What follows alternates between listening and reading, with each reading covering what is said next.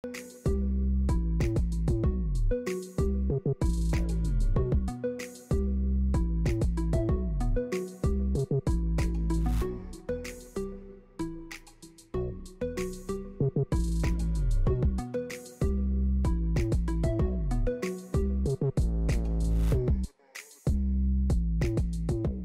welcome to InfoHub. In our headlines, key renewable energy workshop underway, Cheddi roundabout is progressing, and over 500 Guyanese to benefit from employment when a manganese plant gets underway. Stay tuned for the details of these and more.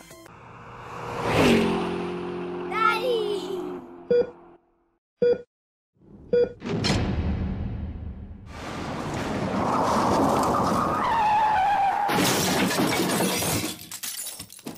We begin today's Info Hub by telling you that today marks 21 years since the death of former President Dr. Cheddi Jagan, who was born on March 22, 1918. He was first elected Chief Minister in the year 1953 and later became Premier of British Guyana from 1961 to 1964 prior to independence. He later served as President from 1992 to 1997. Minister of Public Infrastructure David Patterson said the government's vision is to ensure the provision of stable, affordable and reliable energy to all Guyanese within an economically, environmentally and socially sustainable framework. Stacey Carmichael has more. While Guyana is currently highly dependent on petroleum fuel imports to meet energy demands, we're also cognizant that we possess the vast natural resources base that can provide the country with significant options for the development of renewable energy sources. Minister of Public Infrastructure David Patterson was speaking during the opening of a workshop dubbed Scaling Up Renewable Energy in Guyana, hosted at the Pegasus Hotel. Through frameworks such as the National Energy Policy, the Green State Development Strategy, and supporting fiscal mechanisms, Minister Patterson said the government will be able to scale up its natural resources to meet the country's energy demands. This will allow the attainment of the goal under the Paris Agreement to reach 100% renewable energy use by 2025. We are looking to eventually develop 2 medium-scale hydro plants for the national grid, ranging from 150 to 180 megawatts and 150 to 350 megawatts respectively, while also dedicating focus to the development of mini hydro plants in hinterland regions, so that there is a concerted effort in connecting and delivering energy to rural residents. In addition, the minister said varying scales of solar farms will be commissioned across the country, starting with a solar farm at Mabaruma. A feasibility study is presently ongoing for the development of wind farms and bagasse and fuel cogeneration to augment Guyana's power generation capacity. The Global Green Growth Institute is collaborating with the government in its scaling up efforts and is facilitating the 2-day workshop. For InfoHub, Stacey Carmichael. The National Agricultural Research and Extension Institute's Chief Executive Officer, Dr. Udo Humnat, is urging more use of new technology to boost agricultural production. More from Stefan Gabriel. When you say business, it means there's an investment. And investment in what? Not in traditional things, but what we call more modern systems that are climate resilient. And that is what we have been working on. Dr. Humnat made these observations during a recent visit to a private farm owned by businessman Ramesh Ramratan. Now, this is the case where the private sector, a private businessman, would have seen the benefits of this type of production system and has embarked on it on a very large scale.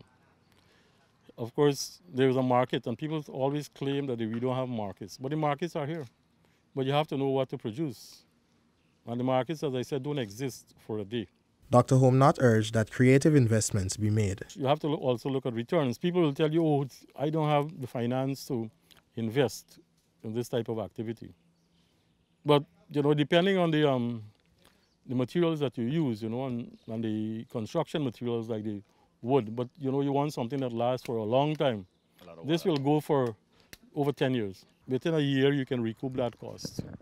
And it has been said and projected that you can get back at least 40%. At least 40%. At least 40% of that investment, and that is very high for any investment that anyone does. NARI continues to offer technical advice towards the management of farms in terms of pests, diseases, and soil use for the production of healthy crops. For InfoHub, Stefan Gabriel. An $18 million innovative fund established by GTT will be pumped into the local science, technology, engineering and mathematics STEM program and the University of Guyana. Details from Alexis Rodney. The announcement was made yesterday by the telecommunications giant's CEO Justin Ned during a press conference to promote its upcoming Innovate Expo and Business Forum to be held later this month. We're dedicating $8 million from the onset to support strategic initiatives for STEM Guyana as well as the University of Guyana. GTT's vision is to be able to collaborate with businesses to invest at least $200 million into STEM annually. This, Ned said, will afford youths the opportunity to be part of a grand and ever-changing global experience. Now, we will not see the effects in a year or two, because really this is a very long cycle. And long in technology terms might be 5 years. But I believe that we can get there. Part of GTT's Innovate plan is also to provide free internet service to every primary school. The Innovate Business Summit and Expo will be held on March 24th and 25th. According to Ned, the event will demonstrate what technology can do for Guyana and how the telephone company is supporting this technology. The event will be open to the public with no cost attached. A special forum will be held on the 27th for businesses and leaders in technology. Alexis Rodney for InfoHub. Some 550 Guyanese will benefit from employment by Guyana Manganese Incorporated when it begins construction of the Matthews Ridge Manganese plant in July. Tiffany Rogers has more. Bosai Minerals Group Assistant General Manager Stephen Ma said the aim is to have a predominantly local workforce, particularly when production begins in early 2019. Maybe maximum 100 will come from China. The rest of the workers will be sourced locally, not maybe only from Matthews Ridge, but overall the country. You train the local employees when they raise up and capable to do the job, and we send the expat back. Minister of Natural Resources Raphael Trotman was briefed recently by GMI, a Bosai company, on the development of the former Reunion Manganese Inc. RMI of Canada mining area. GMI acquired the licenses and other properties from RMI in November 2016. Minister Trotman encouraged the company to honor its corporate social responsibilities. We expect you to be a good corporate citizen and to give back. And I wish to flag one area, that is the hospital. I believe it would be to your benefit and to the community's benefit if you could put some emphasis on boosting the hospital. I know that it is the government of Guyana's responsibility. However, I believe that you can assist us in boosting both the aesthetics and perhaps some training or some equipment, because your workforce will need to have a good medical center to attend to, and the residents will necessarily benefit because you will take your workforce from this community as well. Region 1 representative, Member of Parliament Richard Allen, said many are anticipating the resurgence of manganese mining. This is a timely visit when not just Matthews Ridge or Mordecai sub-region is looking forward for the establishment of the manganese company, which brings relief and a lot of employment. We are seeing it, not just employment for the residents of Region 1 citizens, but Guyana as a whole. Chinese ambassador to Guyana was also part of the briefing. He said he is proud of the example Bosai has set in Linden and charged GMI to have a similar integrated approach in Region 1. Reporting from Matthews Ridge in Region 1 for InfoHub, Tiffany Rogers. InfoHub's Delicia Haynes tells us that the Starkey Hearing Foundation has extended its screening and hair replacement service to residents of Berbice. The Starkey Hearing Foundation collaborated with the Department of Health Services in Region 5 to provide screening for at least 100 hearing-impaired persons. The foundation usually conducts this exercise locally in 2 phases. Caribbean Regional Coordinator Tammy Ann Young outlined the first phase. In the phase 1, the patients get checked to ensure that they need the hearing aid, and then they actually go through different stages: registration, they go through the screening, they go through the voice testing if they need one, if they don't already have an audiogram. And then, of course, they check to make sure if their otoscopy, if a patient is impacted with wax, we support that patient by taking that out, that kind of thing. And then the blessing, the what we call the magic happens at our impression station, and that's where the patient gets a custom fit mold made for them. Driven by the vision So the World May Hear, Foundation representatives extended screening services to Berbice in an effort to reach more persons. My mom is a couple of years now, it's about 5-6 years now, she's having this problem with hearing. She hears sometimes, and sometimes you have to raise your voice sometimes just so, for she to get to hear properly. And for she to hear more better, you sometimes have to speak very slowly so she can be able to understand what you're saying much. But as we hear, and she have to go through this pressure test and so forth to determine whether she have to get an hearing aid or what. I'm very grateful for this. The hearing aid is comfortable, like it helps you hear. I was born deaf. I never was hearing when I was a baby, but I born deaf. And when I was a little child, I wore an earring before I had this one. After this first phase of screening, the Starkey team is expected to return to Guyana in June to do the fitting for those screened. From the Fort Wellington Hospital in West Berbice, I am Delicia Haynes. Work on Kitty Roundabout is progressing. InfoHub's Renetta LaFleur was on site today. Let's take a look.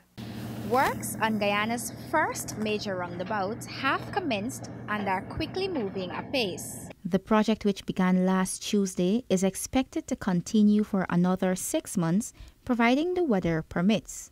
Senior engineer of the project, Sherrod Parkinson, said works are currently 15% completed. The major sections that we're working on right now, which is the filter lane from the St. John Road to Carifesta. We're also working on this portion of the roundabout and the filter lane from Carifesta onto the seawall. And they'll also commence work from the filter lane between Kitty Public Road and the St. John Road shortly. The plan is to construct all of the exterior lanes, then the center of the intersection, without disrupting the flow of traffic. Sherrod explained the design of the project. The designs I saw, the designs that we have to date, there will be only 2 traffic signals, which will be controlling the traffic flowing in from the 2 major lanes, which will be Irving Street and Kitty Public Road. Those are the only 2 that can be more or less monitored or controlled by traffic signal. All the rest will be allowed to flow in and out of the roundabout. Earlier in the year, a $78.9 million contract was awarded to S. Jagmohan Hardware Supplies and Construction Services for works on the roundabout. Engineer Mr. Ragobir updated about the project's road building aspect. We are right now building the bypass road. We have finished most of the excavation and we are doing sand filling. We have to put crusher on next, crusher on loam and asphalt to make the roads around the bypass. When completed, the flow of traffic in the area is expected to significantly improve. Renetta LaFleur for InfoHub. For 2017, there were over 4,000 child abuse cases reported to the Child Care and Protection Agency. However, Region 10 accounted for the highest percentage of 22.1%. Here's our final report. Child Care and Protection Agency Director Ann Green said that Region 10 is followed by Region 3 with 20.6% and Region 4 with 17.6%. At a recent special meeting with various religious organizations, Director Green pointed out that most children are abused by relatives and other close persons. All the regions have recorded sexual abuse, so it's right across the region. And then if you look at where the hurt is for children, it's in the home. The place where they should love the children the most, where children should be safe with people who love them the most. The irony of that's the place where the hurt is. Mothers are the main perpetrators, fathers. Green pointed out that the statistics are not reflective of an increase in child abuse cases, but rather the impact of the multimedia awareness campaign being conducted under the theme, "If you see something, say something." Launched last year, the campaign, Green said, has made persons more comfortable in coming forward with information. There are now more channels to report, and persons are more willing to talk about child abuse.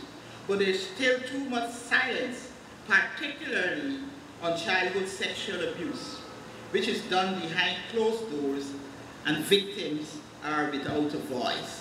The CPA director cited an urgent need for change in adult behavior and attitudes towards children. The Ministry of Social Protection, Green reiterated, cannot do it alone, hence the need for partnerships at the grassroots levels in order to prevent child abuse and promote child well-being. Remember, if you see something, say something. Paul McAdam for InfoHub. Thanks for watching. Remember to connect with us 24/7 on our website and social media. Goodbye.